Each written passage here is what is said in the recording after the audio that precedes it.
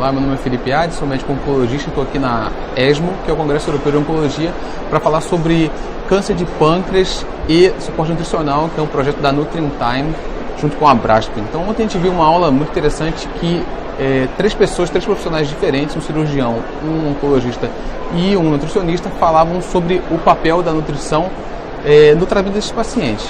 Obviamente que para critérios, para propósitos acadêmicos, cada palestra foi feita em uma sequência, primeiro o cirurgião, depois o oncologista, depois o nutricionista, mas na prática a gente sabe que esses três profissionais têm que trabalhar juntos, desde o começo do tratamento, né? Então, a gente viu coisas que a gente já sabia, mas que foram reforçadas, como, por exemplo, o papel da nutrição no pré-operatório. Então, quanto melhor nutrido o paciente, menor é o risco daquele paciente ter alguma complicação no pós-operatório.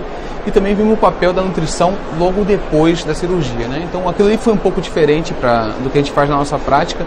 Na Europa, as pessoas tendem a alimentar mais precocemente de maneira oral, enquanto a gente fica com um pouco de medo de não nutrir essa pessoa por uma alimentação enteral, que tem algum problema de decência, mas parece que os resultados são bastante similares, são coisas que a gente tem que olhar com mais cuidado para o futuro, da melhor maneira de reintroduzir a alimentação depois de uma cirurgia de pâncreas.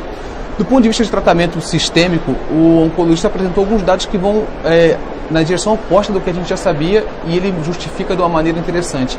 A gente já tinha visto pelos guidelines da ESMO e da ASCO que o paciente que está obeso, a gente não deveria fazer um cap da dose, né? A gente devia fazer a dose máxima de quimioterapia de acordo com o peso, e ele botou que talvez não seja verdadeiro para todas as pessoas isso, porque existe uma coisa do peso estar relacionado à gordura ou o peso está relacionado à falta de músculo.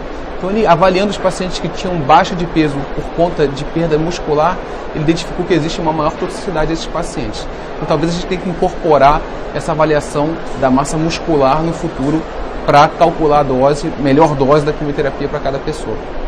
E o último aspecto que foi discutido foi o aspecto da nutrição no pós-operatório, né? Então, como o suporte nutricional poderia melhorar o desfecho desses pacientes no futuro. A gente já tinha visto que no ASCO agora o papel de manejar sintomas agressivamente no paciente metastático aumentava a sobrevida, e a gente foi mostrado para nós que o manejo agressivo também, ou o manejo intenso da nutrição no pós-operatório aumenta a sobrevida também. E nesse aspecto foi dito que tanto o manejo com reposição de enzimas nesses pacientes que fizeram cirurgia pancreática, quanto o manejo com suplementação de proteínas e carboidrato, quanto um acompanhamento mais próximo de um nutricionista tem um impacto ainda em aumento de sobrevida. Então isso foi bastante interessante, vai na mesma direção do que a gente já tinha visto com efeitos colaterais. E o segundo aspecto foi mostrar o efeito contrário, né? Esse é um estudo recente agora que mostra que as pessoas que fazem tratamentos alternativos têm um desfecho pior do que as pessoas que fazem tratamentos convencionais, e dentro desses tratamentos alternativos estão essas dietas que restringem um monte de coisas.